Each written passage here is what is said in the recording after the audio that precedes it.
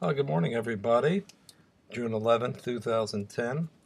I'm Dave Moraine, and I'm going to continue to show some solutions to the SAT problems of the day that I've posted on Twitter for the past couple of weeks. School year is over for some and just about over for others. However, these problems will remain there, and they will also appear in my blog or on my blog, Math Notations, in the right sidebar, so look for them. At some point, I will compile these for those who want to use it. If I continue doing this in September, then you'll see a problem of the day that you can use in your middle school pre-algebra classes all the way through your pre-calculus classes until the students complete their SATs, ACTs, standardized test, Algebra 1 end of course exam, Algebra 2 end of course exam, SAT subject tests, and other state assessments. I hope you can use them and hope you find them useful. From June 9th, we had a problem that involved rows of seats, as in a classroom. It said three rows, 2 seats in each row. I said front to back for the rows, so it would look something like this. There's the first row, there's the second row, there's the third row. A visual would be very helpful here, and it may appear on a standardized test like this because the words could be easily misunderstood. And if we reversed the rows and columns, that may have an effect, and probably would have an effect on the outcome of the problem. We have 4 students to be assigned to these seats with the restriction that the first seat in each row must be filled. The multiplication principle is most useful here.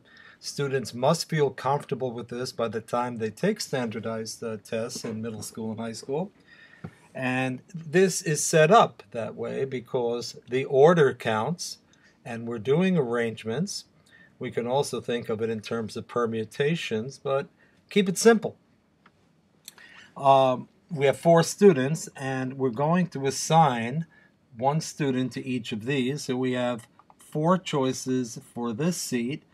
Then there are 3 students remaining who could be assigned to that seat, then 2 students remaining. So we have 24 ways to arrange 3 of the 4 students, but we're not done.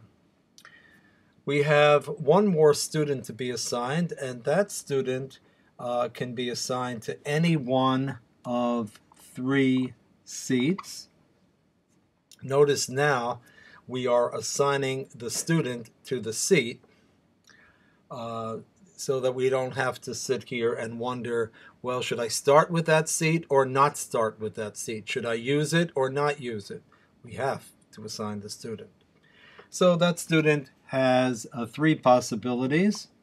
So the entire problem can be broken down then into 2 steps. There are 4 times 3 times 2 ways to assign students to the first seat in each row. And then we have 3 ways to assign the last student, and there are 72 ways. So many different methods. Some of you out there may find a better explanation. And what I'm trying to do here is find a balance between an SAT appropriate method, which doesn't take too much time, is easy to learn, and effective, versus methods that you might use in the classroom to develop the topic of permutations, arrangements, at both the middle school and high school level. They're not necessarily the same. In fact, they're not the same at all. But this is a pretty straightforward method. The more advanced student can see it like this. We have to assign 4 objects or students to 3 seats, and there are 4 times 3 times 2 ways to do that. That would be the result of working out this permutation expression. You could do that on your graphing calculator, Of course, you could also do it on your just using a formula for permutations with factorials and so on. Okay, now the second one would be you have to assign one student to 3 seats. So that would be P31 or 3P1. I'm not going to get any deeper into this problem. You may find a much easier way. You may not like the explanation. If you find a mistake in any of these videos, and I did make one last week, please, by all means, comment on the video. It'll also appear on my blog, Math Notations, no space, Math Notations, just Google that.